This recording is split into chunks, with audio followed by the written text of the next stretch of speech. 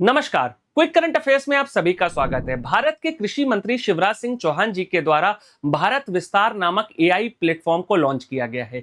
ये बहुभाषीय AI based platform Bharat में किसानों को रियल टाइम पर्सनलाइज्ड इंफॉर्मेशन प्रदान करेगा, वॉइस और चैट के थ्रू। एशिया पैसिफिक क्षेत्र में पहली बार भारत होस्ट करने जा रहा है यूनाइटेड नेशंस का fellowship training program on small arms and light weapon, जिसका आयोजन जबलपुर मध्य प्रदेश में किया जा रहा है। और इसके अंतर्गत जो स्मॉल आर्म्स है उसका इलीगल ट्रेड को रोकना है। भारत के स्वास्थ्य मंत्री जेपी नड्डा जी के द्वारा शाही और बोध नामक एआई प्लेटफॉर्म को इंडिया एआई इम्पैक्ट समिट नई दिल्ली में भारत मंडपम में लॉन्च किया गया है।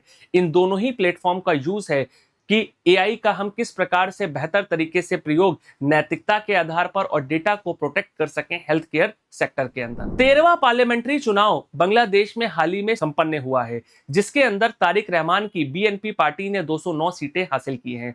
और कल 17 फरवरी को तारिक रहमान ने बांग्लादेश के नए प्रधानमंत्री के पद की शपथ ली है। भारतीय क्रिकेट टीम की उप कप्तान स्मृति मंदाना को बीबीसी के द्वारा sports women of the year 2025 के पुरस्कार से सम्मानित किया गया है। अब आइए आज के सेशन से जुड़े हुए कुछ क्वेश्चंस और उनके आंसर्स को देख लेते हैं। तो हाल ही में हमारा जो कृषि मंत्रालय है, इनके द्वारा कौन से प्लेटफॉर्म को लॉन्च किया है, जो कि एआई बेस्ड मल्टीलिंगुअल प्लेटफॉर्म है, जो कि किसानों को इंफॉर्मेशन प्रदान करेंगे।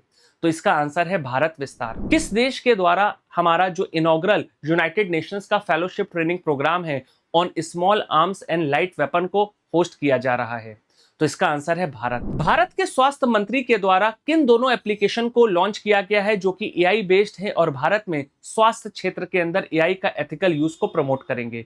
तो आंसर है शाही और बोध। बांग्लादेश के नए प्रधानमंत्री कौन चुने गए हैं? तो आंसर है तारिक रहमान। और किस महिला एथलीट को वर्ष 2025 का BBC sports women of the year award से नवाजा गया है? तो आंसर है स्मृति मंदाना।